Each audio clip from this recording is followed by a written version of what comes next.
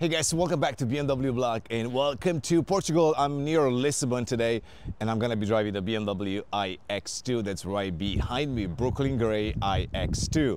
Yesterday I drove the BMW X2 M35i, so this will be a very good comparison to let you know at the end of this video which car you should buy. Also, a little bit later today, hopefully the rain stops, I'm gonna be driving the Mini Countryman EV, so the SE All 4.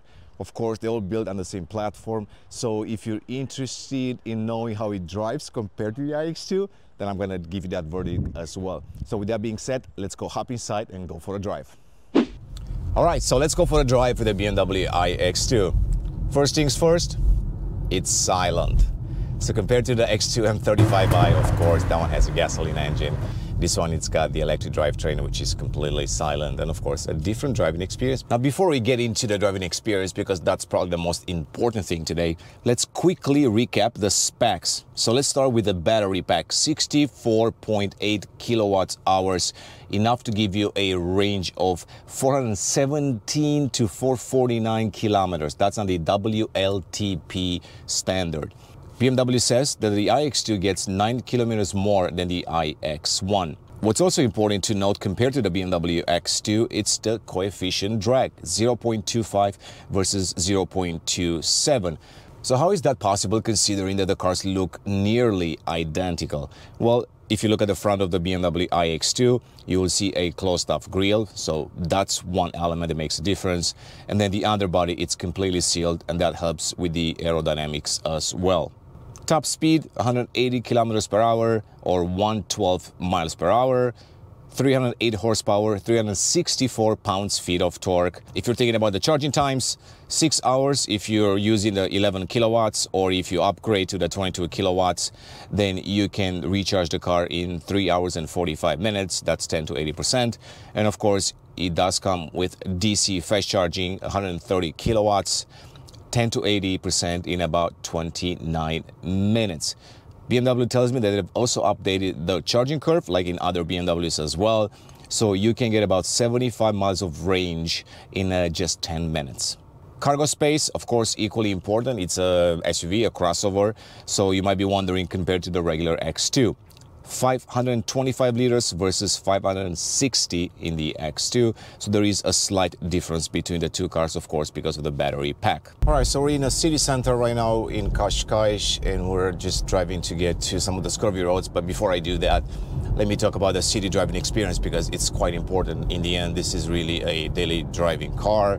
As you'd expect, compared to the X2 M35i, which takes a little bit of time to get going, this car is completely different in character. So I mean, immediate acceleration. So of course, if you need to leave from a stoplight or from a stop sign, then this will make daily driving a little bit more convenient. Of course, driving, it's not all about that, but there are those little things that sometimes make a difference in someone's life as far as a daily driving situation. Despite being a quite large car, it's easy to maneuver, so it's really effortless to drive. I've been talking about this with the BMW iX1 as well, also with the iX. Steering, of course, is very numb unless you're going into the sport mode, and we're going to talk about that later when we try to push the car. Of course, we're not going to be concerned too much today about efficiency, because this is not an efficiency test. We'll have a chance to do that in the future. It's really to talk about the driving experience and the driving dynamics of the car. It's worth mentioning that this is a very heavy car. Of course, it's got a huge battery pack in the floor of the car, and it weighs a little bit over 2,000 kilograms compared to the BMW X2 M35 that I drove yesterday, which weighs in around 1,700 kilos, maybe 1,695. So there is a 300 kilos penalty. Here is finally a good road to push the car. I'm in comfort mode, so we're gonna keep this car in that for a little bit just to see how different it is from the sport mode. I always like to do this comparison because it's quite relevant in today's BMWs. Straight line performance, I mean, absolutely ridiculous. It will get your car sick in no time. Despite having only around 300 horsepower, it's still fantastically fast. Of course, it's not as quick as the BMW i5 M60 or even the iX, which is a quite heavy car, but those two particular models have a lot more power. This is your budget-friendly EV. Essentially, you have a couple of choices, I guess, in this segment when it comes to BMW and mini cars. So you have the iX1, the iX2, and now the Mini Countryman SE, all cars on the same platform. So essentially it will come down to your preference, because in many ways they are quite similar. The iX1 and the iX2 are very comparable when it comes to the weight. So this is why the driving experience, it's not that significantly different. Overall, I think if you go behind the wheel of an iX1 or an iX2, you won't be able to tell the difference unless you look at the cars from the outside. Essentially, they feel the same way on the road. Of course, it's been a couple of years since I've driven the iX1, but I do recall that review because I was extremely impressed with the car. I did not expect that from that particular model, and I was quite disappointed that BMW didn't offer it in the US, and they still don't offer it in the US. And that's the case with the BMW iX2. And once again, as much as I love the X2 M35i when it comes to the gasoline engine, of course, it's nice to still have it in a car, and maybe the sound, because it does have, you know, sound. This one, it's got the iconic sounds if you want them. I still feel like the iX2 could sell a lot better than the M35i. It's a very good proposition in the segment. There are not that many cars in that segment either. So I feel like BMW could have priced this quite nicely and be able to sell it a lot better than the M35i, but maybe they'll prove me wrong. Of course, range, it's a concern, because probably with the EPA standard, this car would be in the low 200s range, maybe even a little bit lower.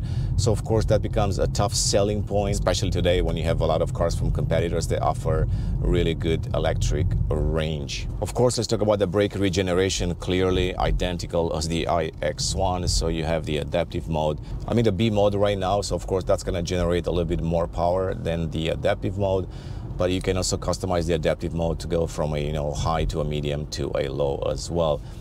It really depends on your style. I always say this: if you're prone to getting car sick, then I recommend using the adaptive mode. It works perfectly. If you want to get the best efficiency out of your car, then clearly the B mode, it's the way to go. When it comes to the suspension, of course, you are going to feel the road a little bit more if you're in the sport mode. So clearly, if the road is not extremely smooth, like right here, you will feel the impurities in the pavement. But then once again, this is really not an M car. It won't feel like an M car. It is still a very comfortable suspension. Of course, if you don't like that extra tuning in the sport mode for the suspension, you can always go back to the comfort mode, and that's gonna solve that issue. It's gonna give you more of a floaty feeling on the road. Still a little bit of POV driving. It always helps to get another perspective of the road. Of course, I'm in the comfort mode, so the car will have a little bit more body roll than in sport, but let's make the switch in a second. So I can feel the body roll right there. I mean, you can feel the heaviness of the car. I mean, it's 2,000 kilos.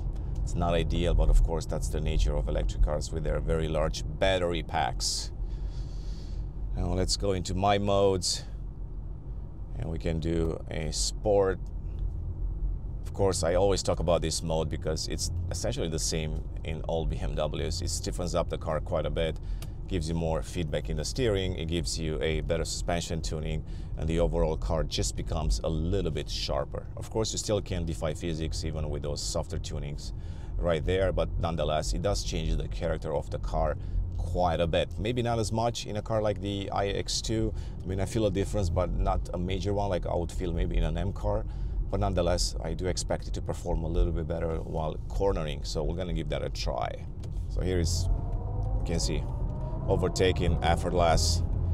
This is the beauty of the electric cars. And that's exactly why I immediately think that I might prefer this one over the X2 M35i. Cornering feels a little bit better. The steering is still quite soft by my standards, at least. Maybe some other people don't care about that too much. I keep emphasizing that point in every single video, but some drivers really don't pay attention to that, and they're just happy to have a very soft and very comfortable steering feedback. Of course, it does come with a boost mode, so if I hold down the left shift pedal, you'll enter into a boost mode. They're going to give you some additional power for about 10 seconds at a time. I believe it's maybe 10 to 15 additional horsepower and a little bit more torque. I don't recall the exact figure, but essentially it works the same in all the other BMWs. This is an all-wheel drive, and I definitely feel that because there are a couple of situations where the car is starting to slide a little bit. I mean, it's quite wet out there. I'm not sure exactly if I'm running on all-season tires or performance tires, but I did feel the rear end stepping out on me for a second, and then it just kicked right back in thanks to the iDrive system and all the other menu controls, which, you know, it's good to have on, especially in situations like this.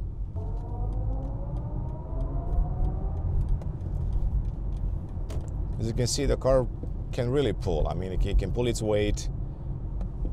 I would have never been able to make that pass with a regular X2, despite having similar power. It just takes a lot longer for that turbo to kick in and to get into the right RPM band.